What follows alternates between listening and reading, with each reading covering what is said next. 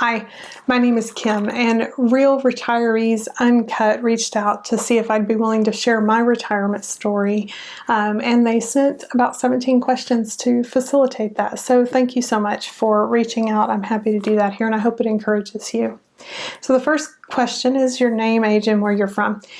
My name is Kim, and I am 57 years old, and my husband Joe and I split our time between Arizona and Wyoming. I'm originally from Texas, so if you hear a twang, it's probably still there on occasion. When did you retire and from what career? So I retired in March of 2025 of this year, and I had served more than 38 years in federal service, starting in high school and moved up to higher responsibilities over time, primarily in leadership roles in the West and in Washington, D.C. briefly. What drove your decision to retire? So you may know that in January, the end of January 2025, all federal employees were offered the opportunity to leave early in an effort to reduce government. And we were essentially offered a corporate style buyout. And because the job that I had required me to be in a place where my husband wasn't living, we were in separate quarters, which we had done off and on in different times in our career. We just decided we were ready to be done with that part of our story. I loved work. I loved the working people there. I loved all of the things, but I didn't love being apart from my husband, so it was a perfect time. Your approach to saving and planning. So in terms of planning for retirement and saving for retirement, my planning strategy was basically that I was going to continue as long as I needed to in order to retire with a federal pension. And my husband's approach, he had also retired several years earlier from civil service because we're a few years apart. But he definitely is the saver. I am not the saver, sadly. Still not. I should be more. But really, one of the things that I was absolutely on board with in terms of saving was recognizing that our home is basically a savings account and making sure that we were mortgage-free, debt-free with anything that we had was just a really good tactic. So, retirement income sources. So again, I'm married, so my husband has his retirement income. When he retired, he also opened a consulting business and worked for quite a long time while I was completing my federal career. And so, so we have his retirement income, and then mine, which is the pension, the 401k, and Social Security. Saving to spending mentality. So I think that I have become more interested in saving up for experiences probably. I don't know that my husband is less on the saving. He definitely restricts himself on spending more than when we were both working full time. But the truth is we're in a phase of life where we're not still in the saving space. What we're trying to do now is just make sure that we can sustain for the rest of our lives the resources that we have.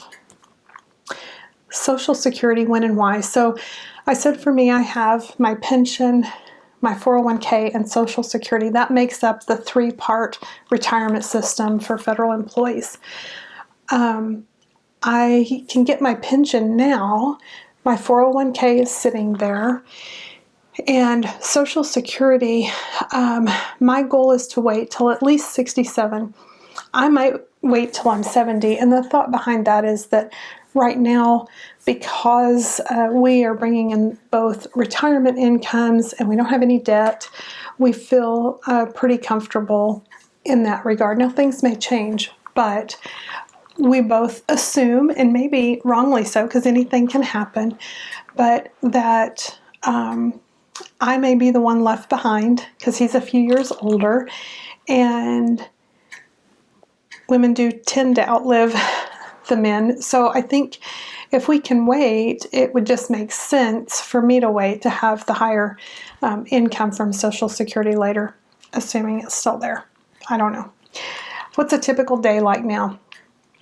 So I am the early riser, and so I get up in the morning with the dogs, and we go outside and let them do their business. And then I get my Bible and my journal and have a little quiet time in the morning, and then grab some coffee and go sit with Joe when he gets up, and we visit about the day. And then the days can vary. I mean, because he's got things he likes to do outside or with his cars or his clocks or different hobbies that he has. And I started a YouTube channel, so I may be filming or editing or maybe taking an online course, trying to learn something new. Anyway, or going to lunch with some friends. We keep occupied, but I wouldn't say we're busy, which is actually a pet peeve of mine. What do you enjoy most? I enjoy those slow mornings. Again, I don't think I've set an alarm for 15 or 20 years because I've always gotten up early, but not having to shorten the time in the morning where, I had to be at work by 7:30 or 8 has just really been an incredible blessing. And it's been really great for our marriage to be able to sit there and have some time, especially, my husband, he doesn't wake up late, but he's definitely, his clock is more active later in the day, whereas I kind of tend to go down. So it's great to have no rush mornings together. It's just perfect timing for both of us. Major lifestyle changes. I don't know that I have. The lifestyle changes. My wardrobe is different. I'm not in a rush. Everything doesn't have to be about productivity. One of the things I thought the other day was, sometimes we have in our minds how it should be because that's how we've always done it, or that's what was required of us. For instance, I've been on a little bit of a weight loss journey and trying to get out and exercise. Well, in the past, I'd have to do that really early in the morning because you got to get to work. And now, I may wait till 9 or 10 to go take a walk. And it's lovely. I really enjoy that. So, new hobbies, interests, or skills. So I would say the skill is learning how to film with a camera, edit the video. And I'm still not very good at it, but I'm going to keep pressing on. I have recently been interested in more American history and also some biblical studies. And so I've been able to find some free online courses that can take up some of my afternoon interests. Biggest challenge or surprise? So one of the things I would say is it was really interesting to me that, if you've been someone who actually loved your work, and I know that's not everybody has enjoyed their long careers, and you're someone who really loves to be productive and you love the, moving fast, going places and doing things. I think getting off that hamster wheel was harder than I expected. I know it has been. And so that has been a challenge. The surprise, I would say, has been, in a typical work day, I might see 20, 25 plus people a day. And as an introvert, it never bothered me to be at home on the weekends and kind of recharge and rest and get ready for the next week. I loved being around my people, but I really needed downtime. Well, now it's the reverse. I'm with me, myself, and I, and Joe, and a couple of dogs. And so the surprise is not how much I missed certain people, because I knew I would, but missed the energy around a bunch of people. And so that's something I'm exploring a fix for now. retire, would I have retired sooner or later? I retired at exactly the right time. I'm not unhappy about that at all. Anything you do differently to prepare, I think, aside from preparing financially, I think preparing emotionally is really key. I think that it might be a good idea to talk to your spouse about, what do you think a day in a life would look like for us in retirement? Because oftentimes we'll find that we have different visions for that. And so I think it would be helpful to have those conversations, or it would have been helpful for us. Something you're glad to leave behind. Well, I said I was a federal employee, and this week reminds me more than ever, I don't miss government shutdowns. And I won't riff on that, but I don't miss politics.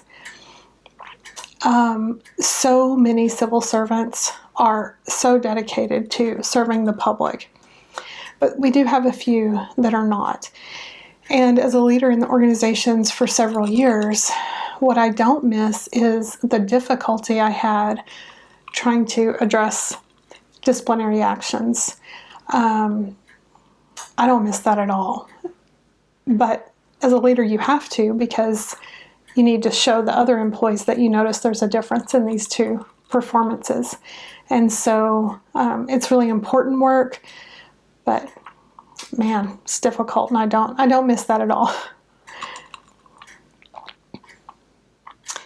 Let's see. How do you define retirement success? So I think there's two ways. So one way is knowing that you have the resources, you're at peace, that you have the resources long-term to sustain life for yourself and your spouse until you're not around anymore, right? Shelter and food and medical expenses, whatever you need to sustain life. So that's one of the ways I would define success, is knowing you have that. But the other way is finding meaningful ways to continue to be of service somehow in retirement. I don't think that we're meant to,